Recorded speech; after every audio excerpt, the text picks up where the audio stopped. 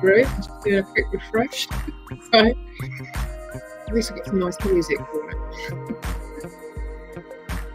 And just clicking. That's what I love about these things, is that you need to make sure that everything's going into the right location. And if it's not, it defeats the object somewhat, doesn't it? Indeed. Yeah. So, 1 second.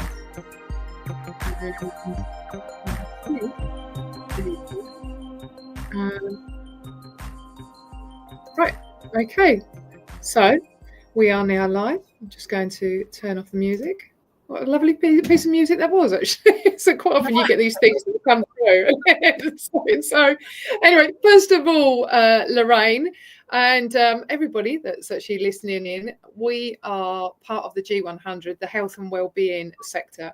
And as it is International Women's Day tomorrow, and of course there's so much that's going on, we wanted to come in live within all of these areas that we're going to be going into. Social media, we're on LinkedIn, we're on YouTube, we're going to be on Facebook.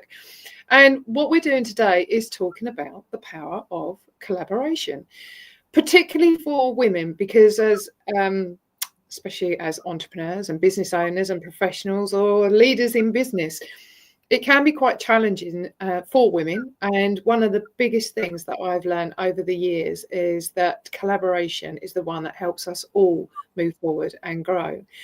So before I go into any further detail, Lorraine, please introduce yourself and share why you are here. Oh, thank you so much for having me. Yes, I'm all about empowering women, and fantastic that it's International Women's Day tomorrow. So I'm Lorraine Wesselby. My background is 30 years fashion design and manufacturing as a business. And then for the past 14 years, I've had an Arbonne Health and Wellbeing business. And I'm also the Scotland G100 Health and Wellbeing Region Chair. And I just love collaborating with women. Keely and I met because we're both mentors on the Santander Women in Business program. And that's how we met and how our friendship and our collaboration really began, isn't it? Yeah, most definitely. Yeah. And it's been a fantastic journey. And that just goes to show the magic of true collaboration. I myself, Keely Woolley, as you can see on the name there, and I'm founder of Metamorpho Success, Inspiring Leadership Endeavour, which is all about empowering women. That's what the Thrive Beyond Boundaries Academy is all about, helping women to knock down those concrete ceilings.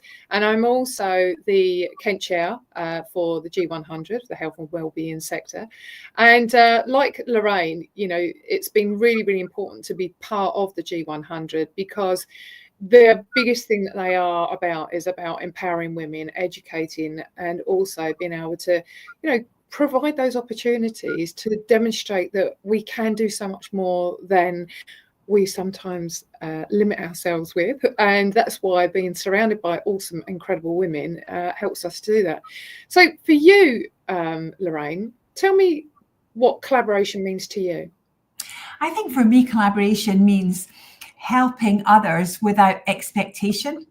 And I always say, you can go sort of fast alone, but you can go so much further together. I wasn't the person who coined that phrase. I'm sure I finished it from somewhere, as we all do. But, I think collaboration is, about working together for a greater good. When one person wins, we all win.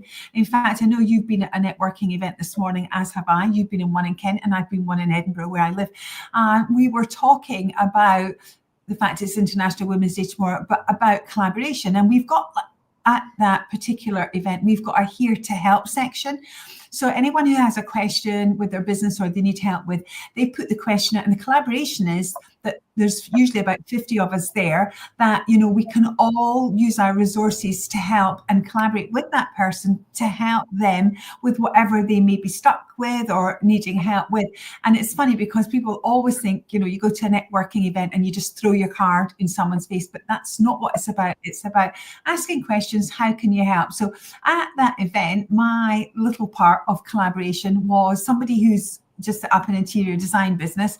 I said, I know somebody who'd be perfect for you. And I said, and I know 4 different places where you can find what you're looking for to do up those homes. And I gave her all the details. So, you know, I'm passing that on and collaborating in a way to help her. And then there was someone else that was stuck with something else. And again, I said, actually, I know the right person for you. There's a woman I know that does that.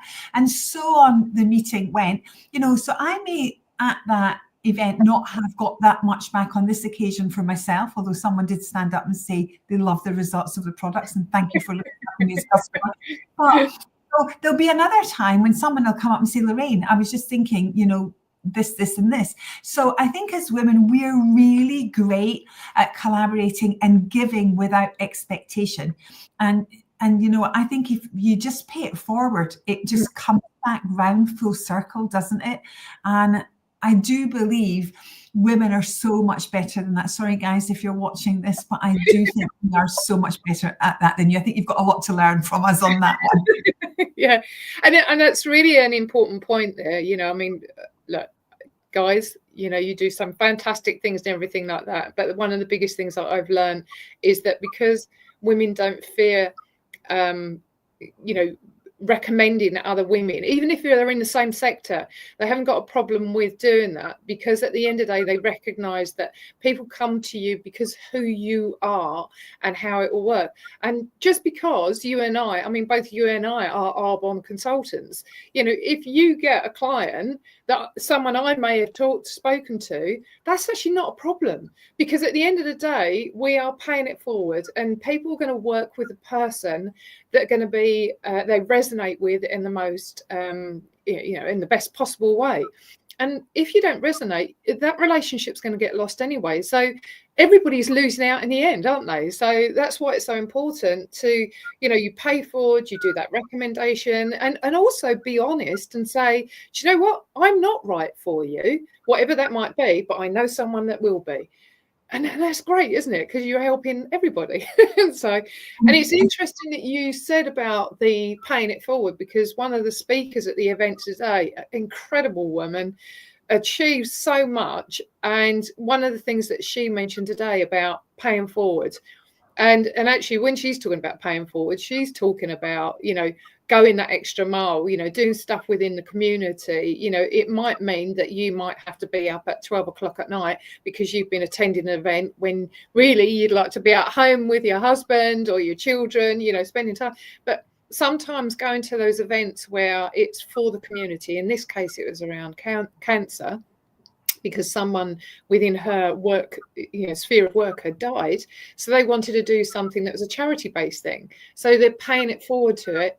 But the great thing about that is, as you, Tamron, say, eventually it comes back in the end anyway. Not that you're doing it for that reason, but it always comes out, you know, like the universe it will serve you. There's an abundance to everything, isn't there? So yeah.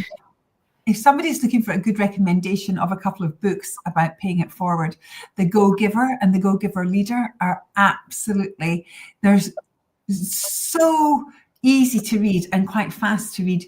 But in there, it really explains about, you know, just go out and help people, and automatically the universe will send that back to you. You know, if you've got an open mind and an abundant heart, it will always come back to you 100%. I truly believe that. And yeah, I think always looking for the good. I know not everybody out there is fabulous, but I would like to think the majority of people are. And I think always having that open mind that, you know, people are there for us to serve, and likewise, you know, they might then serve us back. And yeah, there's just some incredible people on the planet. Absolutely. I mean, in fact, one of the questions that the lady asked, one of the ladies in the audience asked today, and I know what she's doing, she's created a network for women that have come from domestic abuse, but helping them to recognise that they can leave those environments but create their own businesses or go into work, you know, those opportunities, and being able to see the potential in themselves. And what she was saying is that, you know, how do business owners at the beginning, because it's hard work and sometimes you don't have any money, you haven't got money to go to all these networking groups, and you haven't got all this money to go into these different clubs or memberships and all those kind of things. So how do you help other business owners to be able to thrive without being able to invest in it. And one of the things that I'm, immediately come to mind is that, as you say, is recommending somebody else or reciprocal agreements. So if someone's got a service where it's, I don't know, maybe they're photographers or videographers and they're just starting out, and maybe you've got a service that they need, from my side of it, I do the speaker coaching. So I could turn around and say, look, I'd love for you to be able to do some videography or photography at one of my events. But at the same time, I can also give back to you by doing some speaker coaching or some training. So you're actually benefiting each other. And that's the beauty of collaboration in that sense, isn't it? It's a posh way of bartering. In the old days, I've got a chicken, you give me a dozen of whatever you have. And, there's something wonderful about that. And it's mutually beneficial. Absolutely. I've done a lot of that. In fact, we did an event and we called it the swap shop.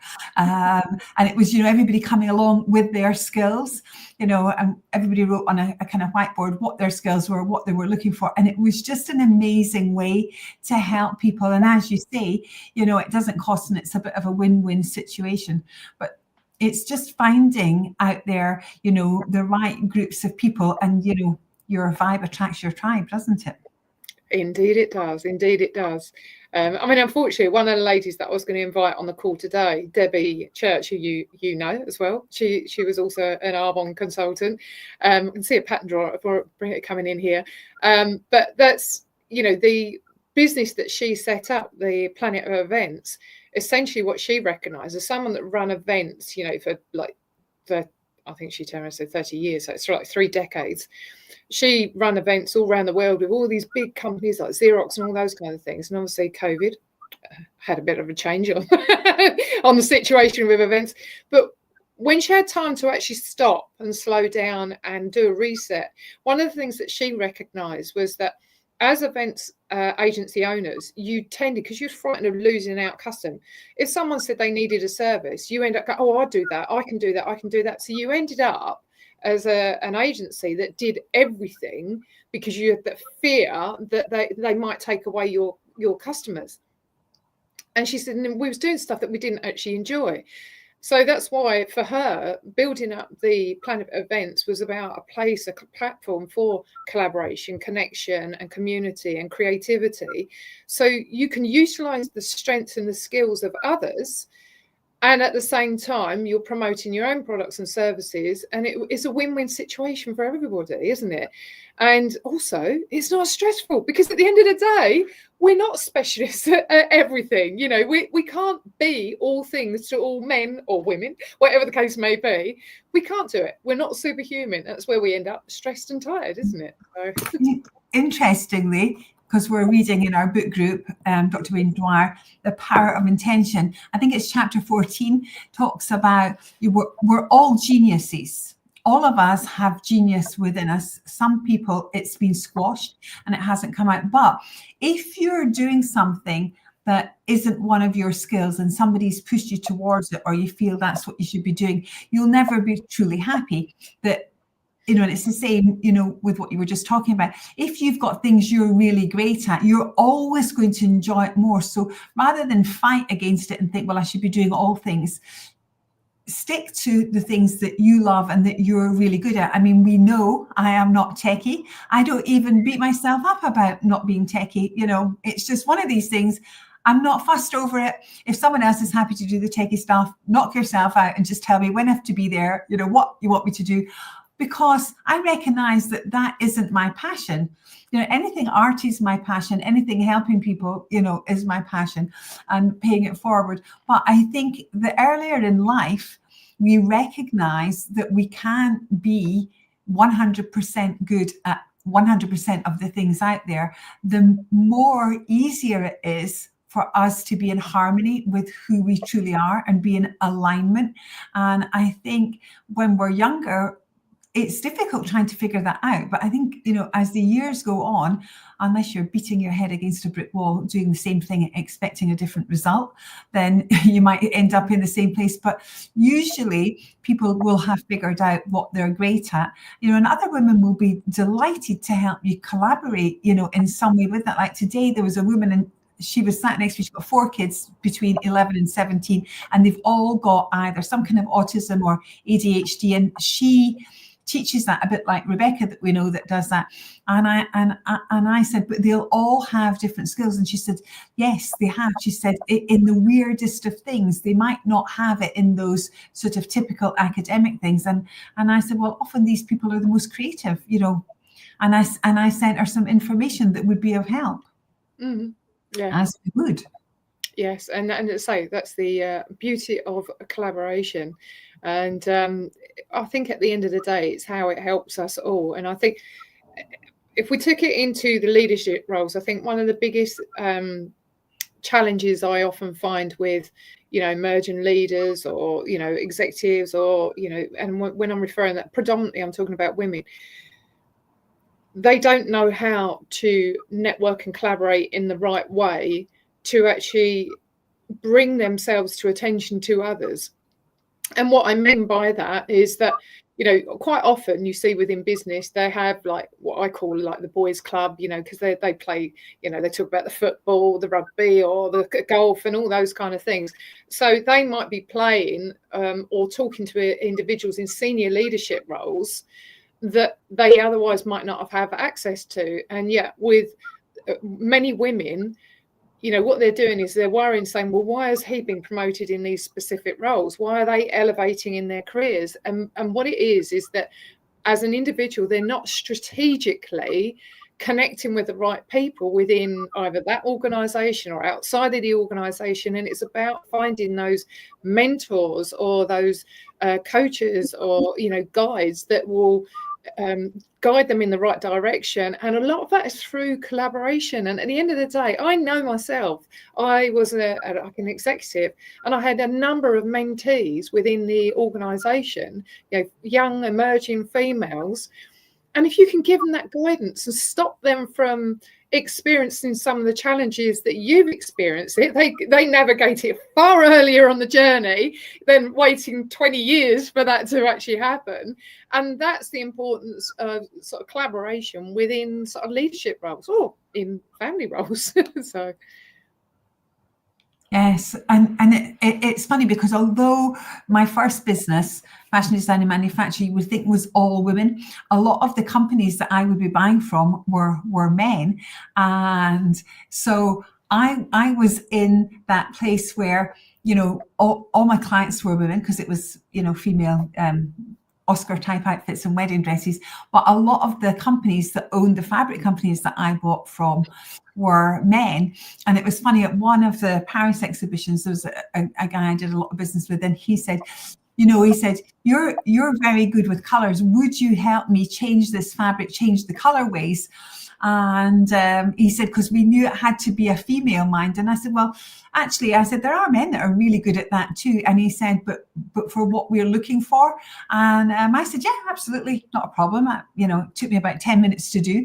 I said, I'll have a very nice large gin and tonic, thanks. I don't need any money for it, because it was 10 minutes. But I wondered if he'd taken that to someone else, would they have then sent him a huge bill for what literally took me 10 minutes. And I think there are some things in life that you definitely want paid for, but I think women are really great at being able to give something and just say, you know, it's okay. You know, to charge someone for that 10 minutes, I felt would have been a bit mean. And I'm sure that came back to me in so many ways, as I always got the better deals when I was doing my buying. And yeah, you know, it is just about helping people regardless.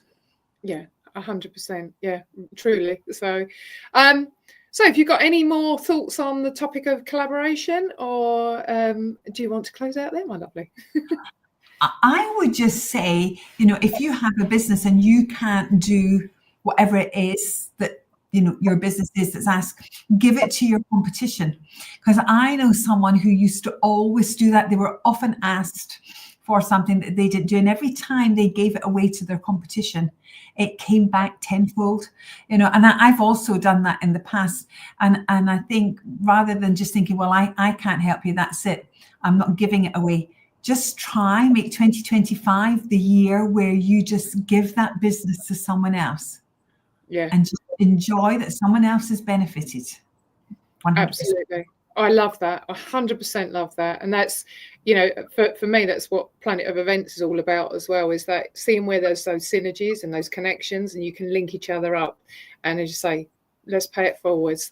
And if we pay it forwards, then the world becomes such an abundant place, doesn't it? So anyway, thank you for joining us, and thank you everybody that's listening in, and we will also be sharing this later on, which is great, so we can share it for those that didn't miss. That's abundance in play again.